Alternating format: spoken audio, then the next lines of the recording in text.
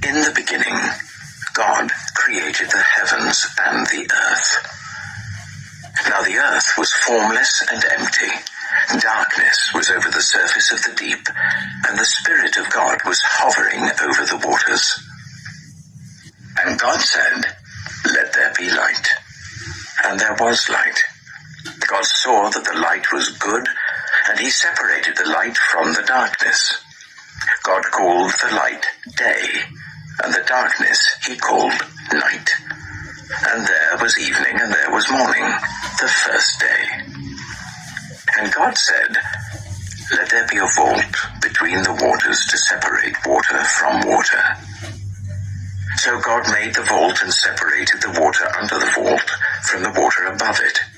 And it was so. God called the vault sky. And there was evening and there was morning, the second day. And God said, "Let the water under the sky be gathered to one place, and let dry ground appear." And it was so.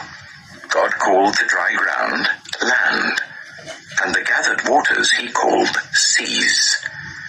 And God saw that it was good. Then God said, "Let the land produce vegetation, seed-bearing plants, and trees on the land that bear fruit with seed in it, according to their various kinds." And it was so. The land produced vegetation, plants bearing seed according to their kinds, and trees bearing fruit with seed in it according to their kinds. And God saw that it was good. And there was evening and there was morning, the third day.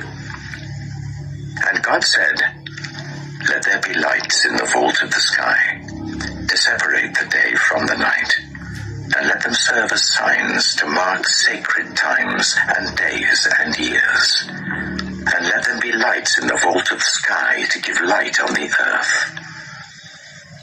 And it was so. God made two great lights, the greater light to govern the day, and the lesser light to govern the night. He also made the stars. God set them in the vault of the sky to give light on the earth, to govern the day and the night, and to separate light from darkness. And God saw that it was good. And there was evening, and there was morning, the fourth day. And God said, "Let the water teem with living creatures, and let birds fly above the earth across the vault of the sky." So God created the great creatures of the sea, and every living thing with which the water teems and that moves about in it according to their kinds, and every winged bird according to its kind. And God saw that it was good. God blessed them and said, "Be fruitful and increase in number, and fill the water in the seas, and let the birds increase on the earth." And there was evening, and there was morning, the fifth day. And God said, "Let the land produce living creatures according to their kinds, the livestock, the creatures that move along the ground, and the wild animals, each according to its kind." And it was so. God made the wild animals according to their kinds, the livestock according to their kinds, and all the creatures that move along the ground according to their kinds. And God saw that it was good. Then God said, "Let us make mankind in our image, in our likeness, so that they may rule over the fish in the sea and the birds in the sky, over the livestock and all the wild animals, and over all the creatures that move along the ground." So God created mankind in his own image. In the image of God he created them, male and female he created them. God blessed them and said to them, "Be fruitful and increase in number. Fill the earth and subdue it.